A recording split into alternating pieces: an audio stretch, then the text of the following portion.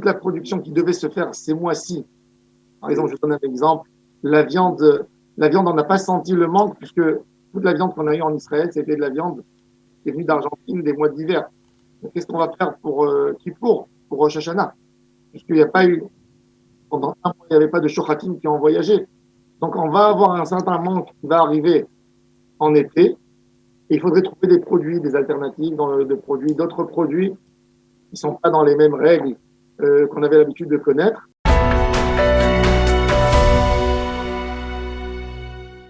Alors, est-ce que nous sommes en ligne avec le Rav Harrar? Bonjour, bonjour. Ah ben voilà, on vous entend, Rav, c'est très bien. Alors, Alors, parlez-nous de votre fonction et où vous travaillez. alors je suis rabbin de communauté à Ranana, la communauté Shuvah, le bras droit du grand rabbin d'Israël, le Rav Shlomo Amar. Je trouve à la base d'aider les francophones qui ont fait leur aliyah, qui voulaient monter de la restauration, de la nourriture, les aider pour trouver une cache-route et leur donner une bonne cache-route, un moyen de cache-route. D'accord. Donc, La cache-route sur Ranana, sur Haïfa, sur Tel Aviv. Maintenant, dans les moments du corona, on a beaucoup d'appels de personnes qui ont perdu leur emploi, qui travaillaient, des pâtissiers, des chefs qui ont décidé de faire de la nourriture de la maison et qui demandent une cache-route pour vendre, pour essayer d'avoir un peu de parnassa. Donc on est là, on leur amène du soutien, on leur donne de l'aide pour savoir comment le faire et puis on surveille évidemment pour assurer que tout est méadri. d'accord. Donc ça, c'était votre fonction juste avant donc cette crise du coronavirus, c'est-à-dire de donner, en fait, de délivrer donc des théodotes cache-route, que ce soit à des restaurants, que ce soit à des traiteurs qui travaillent à domicile, donc de vérifier la cache-route et leur donner donc ces fameuses théodotes. Alors, on sait qu'avec cette crise, Évidemment qu'on a des mashgichim qui tournent, des hommes qui tournent et qui regardent sur place et qui surveillent. C'est pas que de donner des certificats. oui, bien C'est sûr. les normes les plus rigoureuses de la cache-route. Mhm. Ça, c'est notre travail dans le quotidien. On a aussi de la production qui est faite à l'étranger. Là, on a des problèmes de cache-route comme tout le monde, puisque tout est bloqué.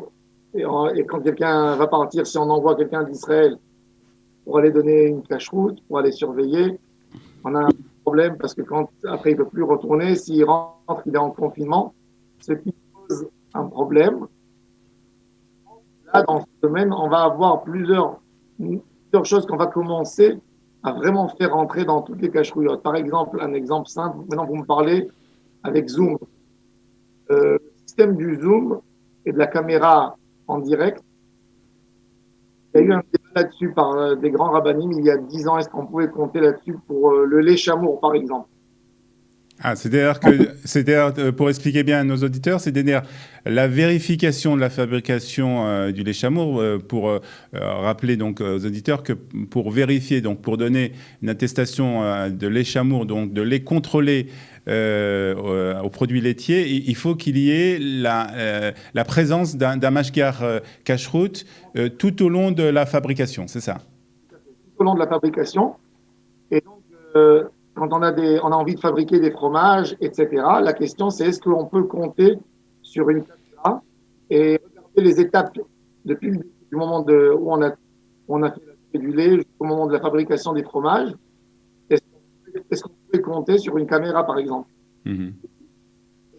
Et là, on est obligé d'être créatif et de faire des choses. Alors la réponse, donnez-nous là. Est-ce que c'est possible? Est-ce que ça a été fait d'ailleurs?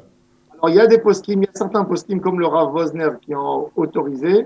Alors, la Eda Haredit, elle avait utilisé ça pour des choses très rares qu'on ne pouvait pas faire autrement. Mais là, je pense que là, maintenant, avec cette situation, ben, on devra beaucoup plus compter sur tout ça et faire entrer de caméras pour la surveillance de la cache-route. Par D'accord. contre, il va y avoir d'autres problèmes, puisque on a de plus en plus maintenant de ventes qui se font sur Internet. Et pour le client qui voit, lui, une livraison Internet, il voit un certificat de cache-route, il ne sait pas exactement, il n'y a pas une adresse, il il voit pas, il n'y a pas un guichet, il n'y a pas un magasin où il peut voir le mashgiach. Et là, il faut être beaucoup plus vigilant. On a beaucoup de gens qui veulent vendre, évidemment, et on comprend leurs besoins. Euh, Ouais. il faut toujours être vigilant de savoir quel produit on utilise. C'est beaucoup plus compliqué Mhm. quand on donne quelque chose à quelqu'un quand il travaille à la maison, de chez lui, de la maison. Mhm. Le mélange, est-ce qu'on n'a pas utilisé la même vaisselle? Il faut savoir que dans les règles de cache-route, il y a beaucoup de débats dans les postes. Il y a des coutumes séparades, ashkénazes. Il y a des fois que les séparades sont rigoureux et les ashkénazes sont plus cool. Et il y a des fois le contraire. Est-ce que la cache-route, elle est valable pour tout le monde? Et ça, c'est le rôle du Bedin, de l'organisme qui donne la cache-route, d'assurer au client que lui mange le produit fini, qu'il mange un produit strictement cachère. Ouais.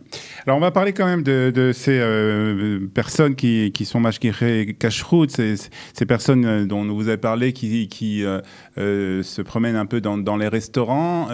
Donc, ces restaurants ont fermé, tous les restaurants ont fermé. Donc, que s'est-il passé avec ces personnes? Ils sont au chômage technique? Déjà, alors il y a des gens qui sont payés travaillent donc, ils ont eu les mêmes règles malheureusement, Khalat, Chalelot, Ashdoum, etc. Il y a des endroits. Alors, quand on fabrique de la nourriture, il faut savoir qu'il n'y a pas un restaurant ou quelqu'un qui fabrique de la nourriture sans avoir de mashgiach kashrut. S'il décide de faire quelque chose, le mashgiach doit être payé. Donc, il y a beaucoup de restaurants qui n'ont pas mis dehors le mashgiach, puisque le mashgiach, c'est indispensable pour eux, même s'ils font des livraisons, on a besoin toujours d'un mashgiach. Évidemment, on demande à tous les mashgiachim et à tous les gens qui travaillent avec nous tous les matins de se faire vérifier, de signer une attestation comme quoi ils sont en bonne santé. Évidemment, après, ils vont dans les endroits en mettant les masques, en gardant toutes les règles d'hygiène et toutes les règles imposées par le ministère d'Abriout. Qu'est-ce qu'on fait de notre part? Évidemment que la Hashgachot à l'étranger, tout a été suspendu pour ce moment-là parce qu'on ne peut pas, on n'a pas la capacité de donner une cache-route, mais pas qui est là dans le terrain. Tous les endroits qui travaillent, on a la surveillance qui est là, la surveillance stricte, les mashgiachim qui vérifient, et tout fonctionne comme d'habitude. Donc, il n'y a pas beaucoup de changements concernant donc, les mashgichei kashrut pour le moment? Pour le moment, il n'y a pas de problème. D'accord. On essaie de, évidemment, comme je dis, dans les maisons, ceux qui font, les traiteurs qui ont qui ont des laboratoires à la maison, etc., des gens qui fabriquent de la maison, évidemment, c'est pas fabriquent dans leur cuisine, ils ont une chambre spécialement pour ça. Mais les mashgiachim font un effort, gardent un peu plus de règles et vont faire leur travail dans la maison. Alors, comment vous voyez la suite de ces événements concernant donc, cette crise? De quelle manière va évoluer, je dirais, votre profession? On va avoir certains problèmes, certainement, dans les gros restaurants, etc., qui ont beaucoup de produits. Et là, on ne va plus retrouver tout à fait les mêmes produits, puisqu'il y a un problème général dans la cache-route mondiale. Le problème ne se sent pas là, puisqu'il y a eu du stock déjà. Mais toute la production qui devait se faire ces mois-ci, par exemple, je donne un exemple, la viande, on n'a pas senti le manque, puisque toute la viande qu'on a eue en Israël, c'était de la viande qui est venue d'Argentine des mois d'hiver. Qu'est-ce qu'on va faire pour Kippour, pour Rosh Hashanah? Puisqu'il n'y a pas eu, pendant un mois, il n'y avait pas de shochatim qui ont voyagé. Donc, on va avoir un certain manque qui va arriver en été. Et il faudrait trouver des produits, des alternatives de produits, d'autres produits qui ne sont pas dans les mêmes règles qu'on avait l'habitude de connaître. Mais il faudrait voir chaque produit et chaque produit, c'est sûr. Il va y avoir beaucoup, beaucoup de produits qui vont changer. Beaucoup de fournisseurs qui ne pourront pas fournir les produits qu'ils ont fournis jusqu'à en ce moment. Ce qu'il faudrait, c'est s'asseoir et regarder de nouveau, refaire, passer sur quelque chose pour voir. Voilà. On a quelques petits soucis. Je pense que votre message a été transmis, en tout cas, Rav Betzalel Yaakov Harrar.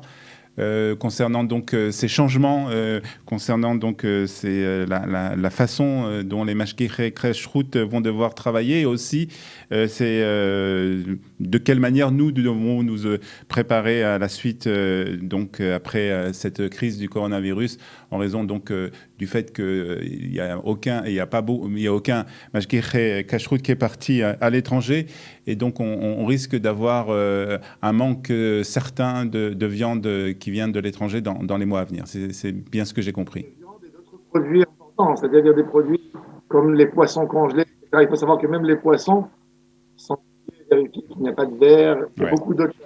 En Israël, on va sentir beaucoup plus le manque qu'en Europe. En Europe, par exemple, c'est beaucoup plus ouvert, les voyages, c'est plus fluide, on peut prendre un avion, on peut voyager, et il y a beaucoup de production locale. De